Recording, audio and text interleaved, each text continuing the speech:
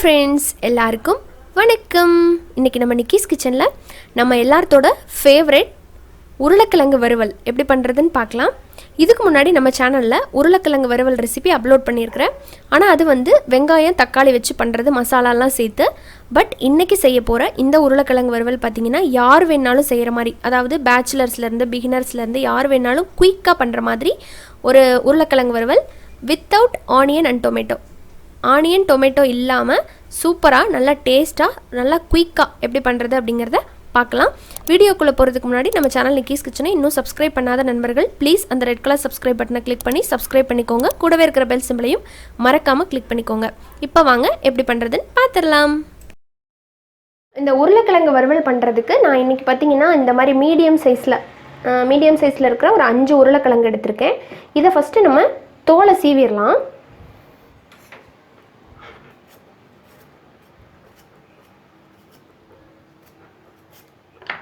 இந்த மாதிரி சீவி எடுத்துகிட்டு காமிக்கிறேன். இப்போ இந்த மாதிரி தோல் சீவினதுக்கப்புறமா இதை நம்ம கரெக்டாக கட் பண்ணி எடுத்துடலாம். நான் வந்து ரொம்ப மீடியம் சைஸ் பீசஸாகவும் இல்லாமல் ஸ்மால் சைஸாகவும் இல்லாமல் ரெண்டுக்கு இடப்பட்ட சைஸில் இன்றைக்கி கட் பண்ணிக்க போகிறேன். ஸோ நீங்கள் இதை வந்து வேக வச்சுட்டு அதுக்கப்புறம் கட் பண்ணாலும் பண்ணலாம், இல்லை கட் பண்ணிவிட்டு வேக வச்சாலும் வைக்கலாம், அது உங்களோட விருப்பம். நான் வந்து இன்றைக்கி கட் பண்ணிவிட்டு வேக வைக்க போகிறேன். இப்போ இந்த அளவுக்கு பீஸாக கட் பண்ணி எடுத்தாச்சு. இப்போ இதை நம்ம வேக வச்சிடலாம். இப்போ ஒரு சாஸ்பேனில் சுடுதண்ணி காஞ்சிட்டு இருக்குது. பார்த்தீங்கன்னா இப்போ நம்ம கட் பண்ண உருளைக்கிழங்க உள்ளே போட்டுடலாம்.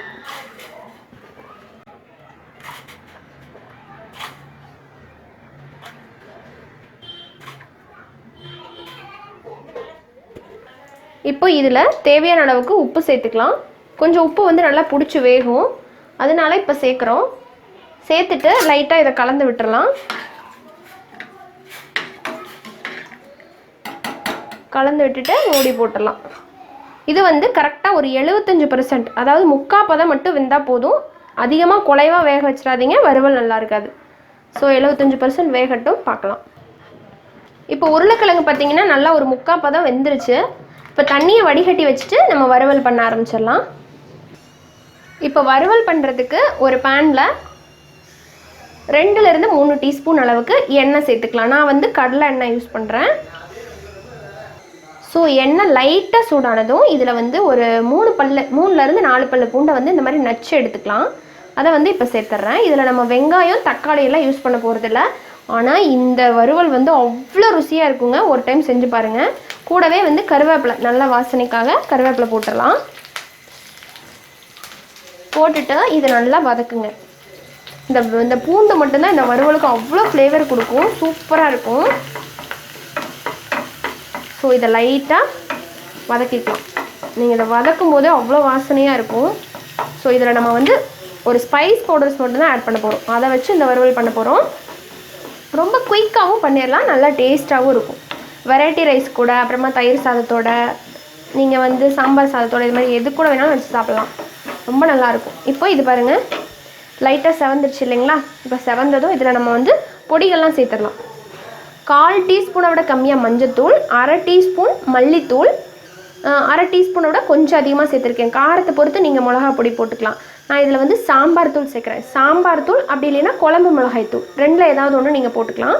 இப்போ இது எல்லாத்தையுமே இந்த எண்ணெயில் போட்டுடலாம். போட்டுட்டு அதோடவே கொஞ்சோண்டு கலருக்காக வேண்டி நான் வந்து காஷ்மீரி சில்லி பவுடர் வந்து ஒரு 1/4 டீஸ்பூன் மட்டும் போடுறேன். போட்டுட்டு இதை நல்லா கலந்து விட்டுடலாம். பார்த்திங்கன்னா இந்த அளவுக்கு லைட்டாக கலந்துட்டு அடுத்ததாக நம்ம வேக வச்சு வச்சுருந்தோம் இல்லைங்களா உருளைக்கிழங்கு, அதை வந்து உள்ளே போட்டுற வேண்டியதான். ஸோ இது கருகிடக்கூடாது, அது மட்டும் பார்த்துக்கோங்க. இப்போ இதில் நம்ம உருளைக்கிழங்க போட்டுடலாம்.